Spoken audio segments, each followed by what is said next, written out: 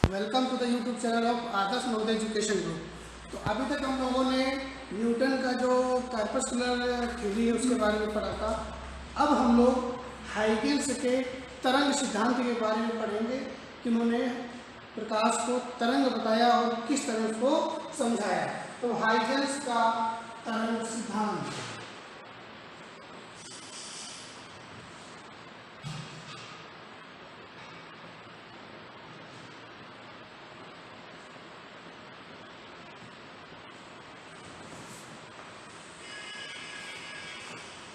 Huygens ने बताया कि जो प्रकाश है वह तरंगों की भांति गमन करता है। एक्चुअली ये इस चैप्टर में ये जो पोर्शन है थ्योरिकल है, लेकिन इसके बारे में हमको पूरी जानकारी होनी चाहिए। तो ये चीज़ हम आपको थ्योरी यानी ओरल समझाएंगे। आपको इसको ध्यान से सुनना है कि मैं क्या क्या बोल रहा हूँ, वही आपके काम आएगा और ये आपको ध्यान रह जाएगा। हाइगेंस ने जब प्रकाश को प्रायोगिक रूप से अध्ययन करने की कोशिश की तो इन्होंने ये पाया कि प्रकाश तरंग जैसा व्यवहार करता है। जैसे मान लीजिए कि ये कोई सोर्स ऑफ लाइट है, ये प्रकाश स्रोत है और इस प्रकाश स्रोत से बाहर की ओर जो प्रकाश है वह इस तरह से तरंगों के रूप में आगे बढ़ता है। ये जो मैंने डिज़ाइन बनाई ये अनुप्रस्थ तरंगे हैं, क्लियर। लेकिन हाइगेंस ने इन तरंगों को अनुदैर्ध्य माना था, यानी उन्होंने ये माना था कि कोई भी ये सोर्स ऑफ लाइट है तो इससे जो तरंगे वो इस तरीके से है, इस तरीके से ऐसे आगे की ओर बढ़ेंगे। ध्यान है आपको, तरंगे जो ज्यामिति के आधार पर होती है वो दो प्रकार की होती है। एक तो जो तरंग संचरण के दिशा के लंबवत अगर वाइब्रेशंस होते हैं तो उनको हम अनुप्रस्थ तरंगे कहते हैं, और दूसरा होता है जो तरंग संचरण की दिशा, जैसे इधर जो तरंग जा रही है माध्यम के ऊपर है वो इसी डायरेक्शन पर ऐसे ऐसे कंपन करेंगे। तो अगर इस तरंग संचरण की दिशा के एलॉन्ग उसी के अनुदिश जो मीडियम के पार्टिकल्स हैं उसी के एलॉन्ग इस तरीके से वाइब्रेट करते हुए इस तरीके से वाइब्रेट करते हुए आगे बढ़ते हैं, तो ऐसी तरंगों को अनुदैर्ध्य तरंगे कहा जाता है, जैसे कि ध्वनि तरंगे। तो हाइगेंस ने जब अपना तरंग सिद्धांत प्रस्तुत किया तो सबसे पहला उनका यही कंसेप्ट था कि जो तरंगे हैं, जो प्रकाश तरंगे हैं, ये अनुदैर्ध्य तरंगे होती हैं। लेकिन बाद में जब प्रैक्टिकली देखा गया तो ये तरंगे अनुप्रस्थ प्रकृति की हमें प्राप्त हुई। इससे हमको पता चला कि ये जो हाइगेंस की जो थ्योरी थी उसका एक ड्रॉबैक हो गया, एक कमी हो गई कि उन्होंने जो विचार प्रस्तुत किया था तरंगों की प्रकृति के बारे में वह गलत था। लेकिन तरंग होता है ये सही है। चलिए एक ड्रॉबैक और आगे आएगा, तो पहला ड्रॉबैक का ध्यान रखिएगा। तो आगे हम देखते हैं कि क्या इन्होंने समझाया। एक्चुअली जो अनुदैर्ध्य तरंगे हैं उन अनुदैर्ध्य तरंगों को गमन करने के लिए, चलने के लिए एक माध्यम की आवश्यकता होती है। जैसे ध्वनि तरंगे हैं, मैं बोल रहा हूँ आपके कानों तक ध्वनि जा रही है, तो यह ध्वनि तब आपके कानों तक जाएगी जब हमारे मुख यानी ध्वनि स्रोत और श्रोता यानी आपके कान के बीच में कोई ना कोई माध्यम अवश्य होगा। अगर माध्यम नहीं होगा तो जो है ध्वनि तरंग आपके कानों तक पहुंच नहीं पाएगी। तो ये हमारे जो प्रकाश तरंगे हैं, ये प्रकाश तरंगे इतने बड़े ब्रह्मांड में विश्वव्यापी स्थान में ये तरंगे किस प्रकार गमन करती होंगी। एक ये प्रश्न बनता है कि अगर आपने ये माना है कि प्रकाश तरंगे अनुदैर्ध्य तरंगे हैं, तो इस विश्वव्यापी ब्रह्मांड में तरंगे की प्रकाश कैसे गति करता है। तो इसके लिए इन्होंने पूरे ब्रह्मांड में एक ईथर माध्यम की इन्होंने कल्पना की। ये नॉर्मल ईथर से अलग है जो आप पढ़ते हैं केमिस्ट्री में। तो उन्होंने ऐसे और यह बताया कि एक ऐसा माध्यम है जिसका घनत्व नगण्य है, यानी अगर आप देखें कि बहुत हल्का है।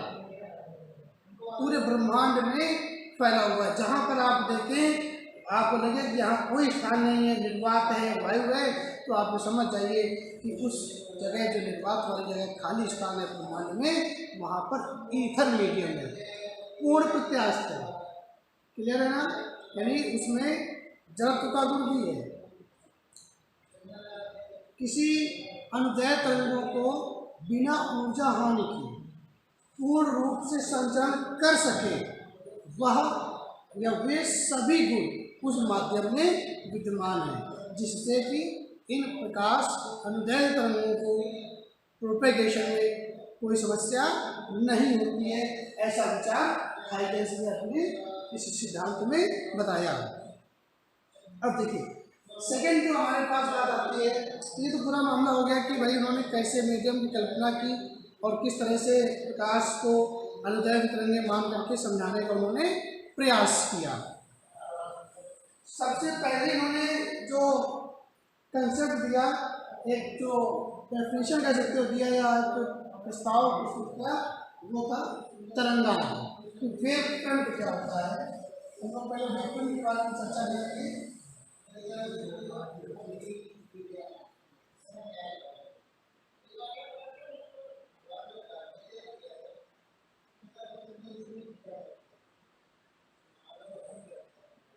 तरंगाग्र क्या होता है? तरंगाग्र इंग्लिश में हम वेवफ्रंट कहते हैं।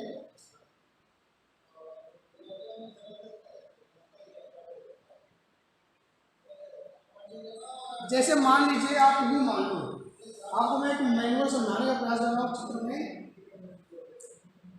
कि ये एक तरह से सोर्स ऑफ लाइट है।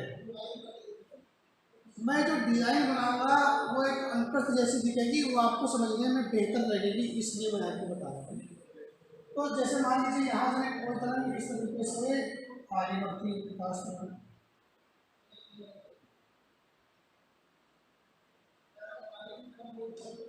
इस तरह से आगे बढ़ती है। अब मैं किसी निश्चित समय बाद मान लीजिए कि यहाँ पर कोई करता, यहाँ था,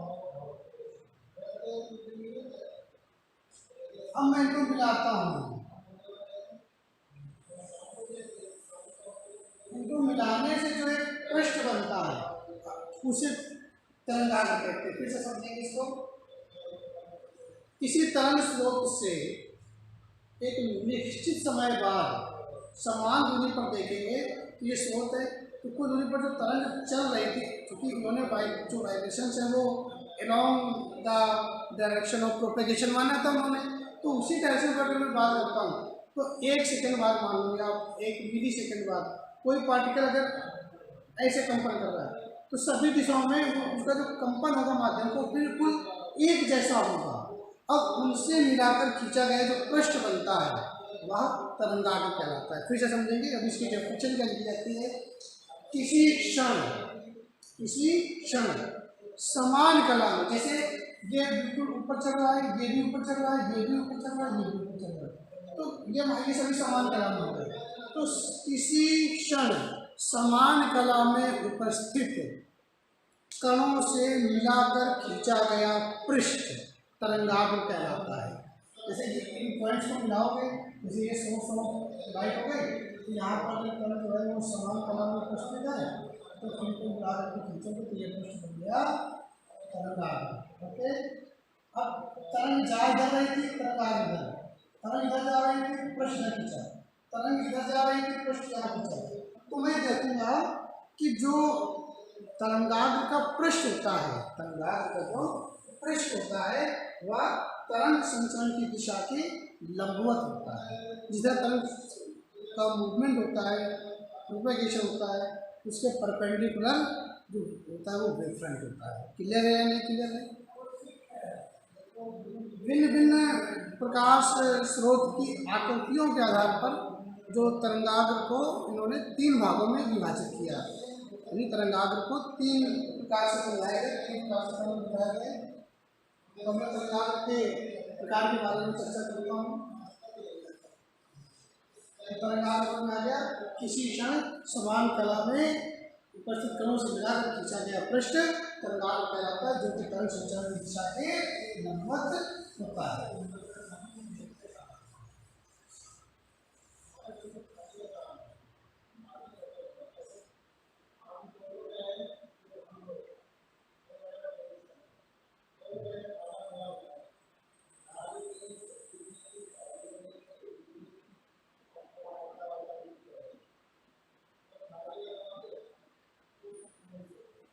तरंगाग्र के प्रकार क्या होते हैं? देखिए, यानी अगर कोई जो प्रकाश स्रोत कहा जाए या तरंग स्रोत कहा जाए, ध्यान से समझिएगा। अगर समय यदि हम कहते हैं कि प्रकाश स्रोत या तरंग स्रोत, तो इनमें कोई भेद नहीं होगा, क्योंकि प्रकाश की तरंग प्रकृति का ही अध्ययन किया जा रहा है। ये आपको ध्यान रखने वाली बात है। यदि कोई प्रकाश स्रोत या तरंग स्रोत बिंदु जैसा है या गोलीय है, पॉइंट टू पॉइंट को अप्रोक्सीमेट आप स्फेरिकल मान सकते हैं, तो कोई तरंग स्रोत अगर इस तरह बिंदुवत है तो इनसे जो तरंग होगी वो इस तरह से सभी के सामने ऐसे करें।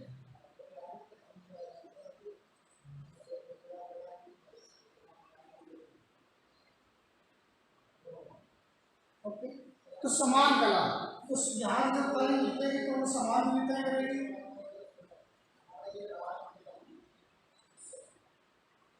इस तरह से करेगी। तो ये पहला प्रकार है। पहला प्रकार जो होता है वो होता है गोलीय तरंगाग्र या गोलाकार तरंगाग्र। तो गोलीय तरंगाग्र क्या होता है कि अगर कोई तरंग स्रोत बिंदुवत है, बिंदु जैसा है, तो समान कला में उपस्थित पीछे के कणों से मिलाकर जो पृष्ठ बनता है, अगर मैं थोड़ा सा और प्लेट खींचता हूँ, यहाँ पर उपस्थित कणों से मिलाकर पृष्ठ खींचेंगे तो हमें इस तरह का मिल जाएगा। तो जो ये तरंगाग्र बने, ये कैसे बनेंगे? ये गोलाकार तरंगाग्र या ये कह दो गोलीय तरंगाग्र। गोलीय तरंगाग्र, तो यानी कि अगर कोई प्रकाश स्रोत बिंदुवत है, बिंदु जैसा है, तो उनसे जो समान कला में उपस्थित कणों से मिलाकर खींचा गया जो पृष्ठ तैयार होगा वो आपको गोलाकार आकृति होगा, अतः हम गोलीय तरंगाग्र कहते हैं। जो गोलीय तरंगाग्र जैसे जैसे कोई भी चीज़ हो, जैसे मान लीजिए आपने टॉर्च जलाई, तो टॉर्च जहाँ पर जल रही है वहाँ प्रकाश जाता है, आप दूर रख करके किताब को पढ़ेंगे तो वहाँ पर प्रकाश की तीव्रता यानी मात्रा कम होती जाती है। तो दूरी बढ़ने पर इंटेंसिटी पर फर्क पड़ जाता है, एम्पलीट्यूड पर फर्क पड़ जाता है किसी तरंग की। जैसे कोई तालाब में तरंग आप मानो उत्पन्न करते हैं, तो वो तरंग कुछ समय बाद उसका जो एम्पलीट्यूड है धीरे धीरे कम होने लगता है। तो जो गोलीय तरंगाग्र में होता है, यानी दूरी के साथ या गोलीय तरंगाग्र की जो त्रिज्या है उसके साथ जो एम्पलीट्यूड का जो ग्रेडेशन होता है, कुछ ऐसा कमी जो ह्रास होता है वो किस प्रकार होता है, या कोई को ऐसा दिखता है किसी बिंदु पर जो तरंगाग्र का जो आयाम है, एम्पलीट्यूड है, वह उसकी दूरी के यानी स्रोत से उसकी दूरी के व्युत्क्रमानुपाती होता है।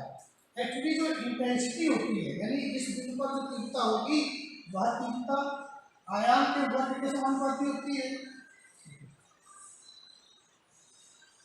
आयाम के वर्ग के समानुपाती होती है, यानी intensity proportional to R square.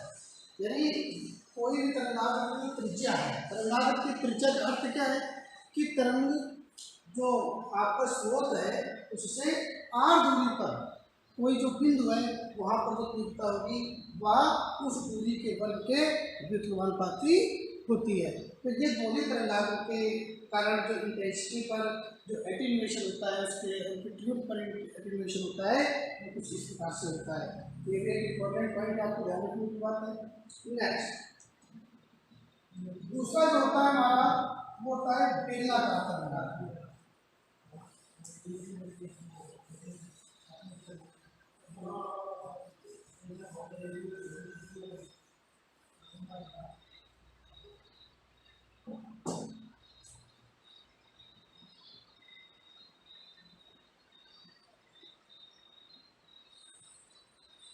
बेलनाकार तरंगाग्र जो होता है, इस जो सिलेंड्रिकल वेव फ्रंट होता है, कुछ ऐसा होता है कि अगर कोई तरंग स्रोत तारनुमा हो, जैसे ट्यूबलाइट जलती है, बिल्कुल बारीक तार जैसा अगर प्रकाश स्रोत हो इस तरह से, तो जो लाइट है, लाइट वेव्स हैं, वो से चारों तरफ फैलना स्टार्ट हो जाएंगे और कुछ इस तरह से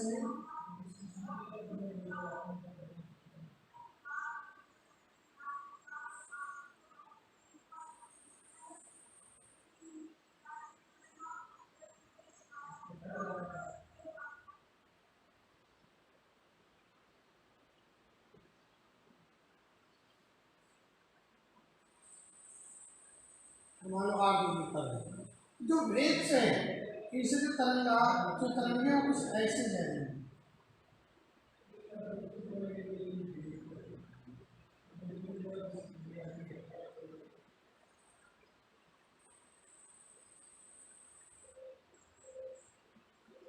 इस तरह से इनका वेव प्रोपगेशन होगा।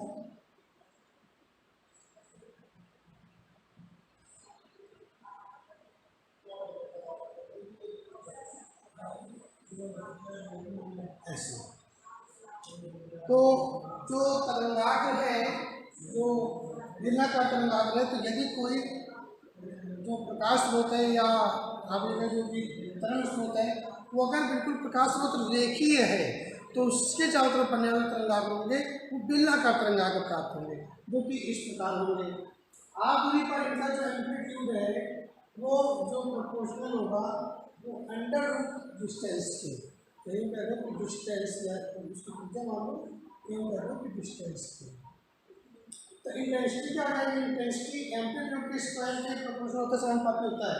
तो स्क्वायर का मतलब घट जाएगा, तो इंटेंसिटी प्रोपोर्शनल टू 1/r हो जाएगा। तो डेफिनेशन से क्या लिखी जाएगी कि यदि कोई तरंग स्रोत है या प्रकाश स्रोत रेखीय हो, तो उसके चारों तरफ समान कलाम उपस्थित कणों से मिलाकर खींचा गया पृष्ठ को बेलनाकार प्राप्त होता है, जिसे बेलनाकार तरंगाग्र कहते हैं, जिसका एम्पलीट्यूड उसकी साथ दूरी के साथ वर्गमूल के समानुपाती तथा दूरी के समानुपाती होती है। तीसरा हमारे पास जो पार्ट आता है, तीसरा प्रकार होता है आपका समतल तरंगाग्र।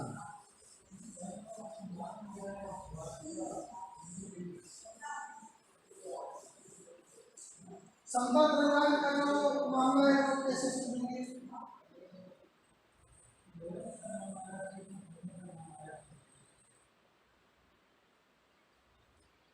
प्लेन वेव फ्रंट सीधा इस तरीके से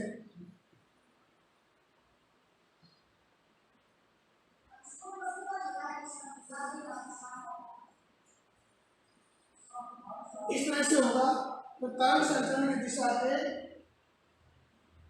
परपेंडिकुलर इस तरह से चलता है। तो ये जो तरंगाग्र बना इस तरह से, ये जो प्लेन बन गए इनको कहा जाएगा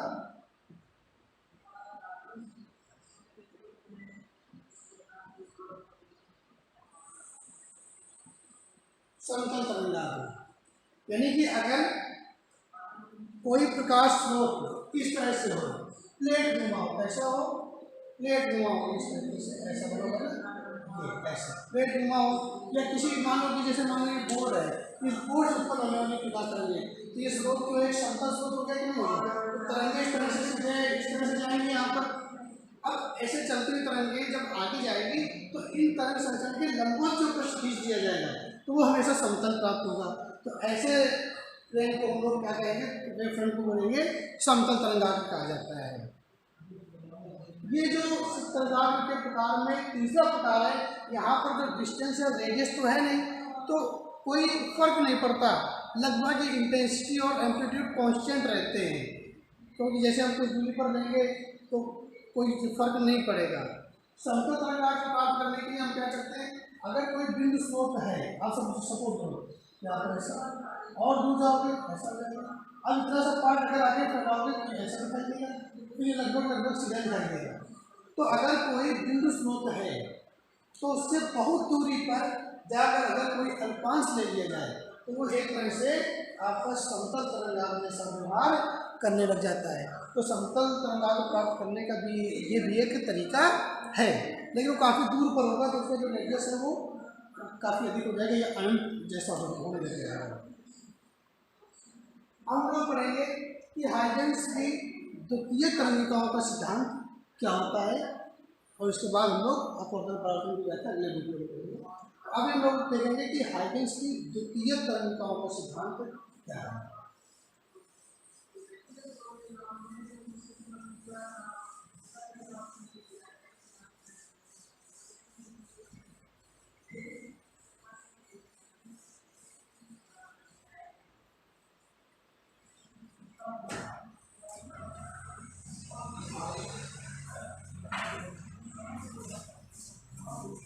हाइजेंस की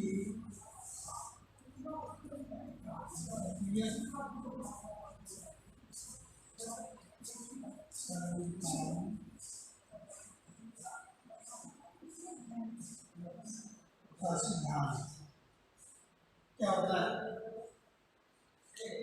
तो सेकेंडरी वेवलेट्स क्या होती है? तो सेकेंडरी वेवलेट्स को समझने के लिए बताया ही गया कि जब कोई तरंग स्रोत से जब तरंग आगे बढ़ती है तो ये जो तरंग है, जो वेवफ्रंट है, ये वेवफ्रंट कुल चारों तरफ एक नई तरंग उत्पन्न कर देता है, जिनको हम सेकेंडरी वेवलेट्स कहते हैं, द्वितीय तरंगिकाएं कहते हैं। और फिर ये तरंग बन गया, ये फ्लैश स्रोत हो गया, तो फिर ये अपने चारों तरफ तरंग उत्पन्न कर देता है। यानी कि कोई भी एक तरंग स्रोत से उत्पन्न तरंगों तरंग उत्पन्न उनसे बना जो वेव फ्रंट है ना, वो खुद आने वाले तरंगाग्र के लिए स्रोत बन जाता है। इसके बाद जो तरंगाग्र बना था वो उसके आने वाले तरंगों के लिए वापस तरंग स्रोत बन जाता है। तो इस प्रकार जो क्रमवार आगे तरंगाग्र उत्पन्न होते जाते हैं उनको हम द्वितीय तरंगाग्र या सेकेंडरी वेवलेट्स कहते हैं। समझ में आ गई बात नहीं आगे? यानी जैसे मान लो कि ये एक मान लीजिए एक तरंग स्रोत या वेवफ्रंट है, तो ए बी के ये भिन्न भिन्न पॉइंट्स हैं।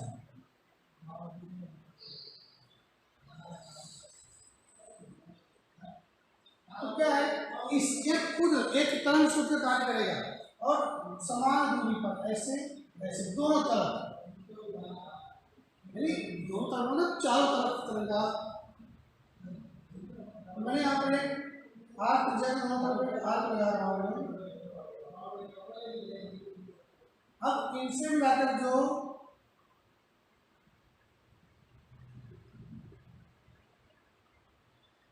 पॉइंट्स बना इसको ए डैश बी डैश मान लो। जो ए डैश बी डैश तरंगाग्र है ये मोशन के डायरेक्शन पर है, जबकि हाइजेंस ने क्या किया कि जो पीछे का तरंगाग्र बनता है इसका इन्होंने कोई जिक्र नहीं किया।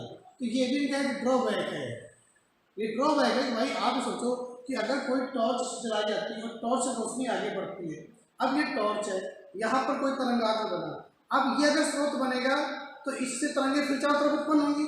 तो इससे उत्पन्न होने वाले प्रकाश के कारण टॉर्च के पीछे की तरफ जहाँ पर अंधकार है वहाँ पर भी समान प्रकाश होना चाहिए। यानी ये टॉर्च अंधेरे में जलाई गई, अंधकार है, और अंधकार में अंधेरे में एक टॉर्च जलाई गई, इससे तरंगे बाहर निकली। ये जो तरंगे निकली ये खुद स्रोत बन गई, आगे तरंगे फिर स्रोत बन गई, और जो तरंगे वापस निकले तो वो नई स्रोत बन गई। तो इस स्रोत से जो तरंगे उत्पन्न हुई वो आगे दाएं बाएं पीछे दोनों ओर बढ़ना चाहिए, लेकिन ऐसा होता नहीं है। टॉर्च के पीछे अंधेरा का अंधेरा ही रहता है, वहाँ रोशनी नहीं होती है।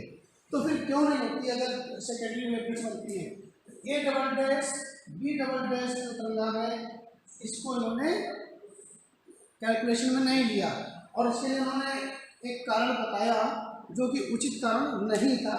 उन्होंने कहा कि किसी भी तरंगाग्र या तरंग स्रोत या प्रकाश स्रोत में जो तीव्रता का मूवमेंट होता है, मोशन होता है, प्रोपेगेशन, वो तरंग संचरण की दिशा में ज़्यादा होता है, अधिक होता है। तो बोले ठीक है भाई, तो इधर मैक्सिमम हो गया, और बोले जो पीछे जो बैक साइड पर जो इंटेंसिटी का प्रोपेगेशन होता है वो मिनिमम होता है। तो कितना मिनिमम होगा? बिल्कुल खत्म, बोले 0 के आसपास पहुंच जाएगा और आगे के डायरेक्शन पर ये मैक्सिमम हो जाएगा। इस तरह से इन्होंने जो सेकेंडरी वेवलेंथ में जो बैक साइड वेवफ्रंट बनता है उसको गणना में नहीं लिया और जो कि एक इनका ड्रॉबैक बनता है। वैसे इन्होंने कारण और दिया कि जो इंटेंसिटी का जो प्रोपेगेशन होता है, जो इंटेंसिटी जैसे मान लीजिए कोई तरंग स्रोत है, आगे तो इंटेंसिटी जा रही है और इसी तरह पीछे जो आगे की इंटेंसिटी, बोले जो इंटेंसिटी है वह जो आपका कोज्या होता है एंगल का, बोले उसके प्रोपोर्शनल जाएगी, उससे प्रोपोर्शनल जाएगी। तो यहाँ पर तो कॉस 0 हो जाएगा, तो यहाँ पर कॉस 1 तो मैक्सिमम हो जाएगी और बैक साइड में कॉस 180 हो जाएगा। तो बोले वहाँ पर कोई भी इंटेंसिटी नहीं रहेगी। निगेटिव का मतलब हो गया कि माइनस, मतलब इंटेंसिटी माइनस में होती नहीं है, तो इंटेंसिटी 0 हो जाएगा। इस टॉर्च से बगल में भी रोशनी नहीं जाएगी, वहाँ पर वो एंगल प्रोपेगेशन के साथ में 90 डिग्री का एंगल बनाता है, बोले इधर भी कॉस 90 हो जाएगा। तो तरंग संचरण के परपेंडिकुलर इंटेंसिटी जो होगी ना वो कॉस 90 मतलब 0 चली जाएगी।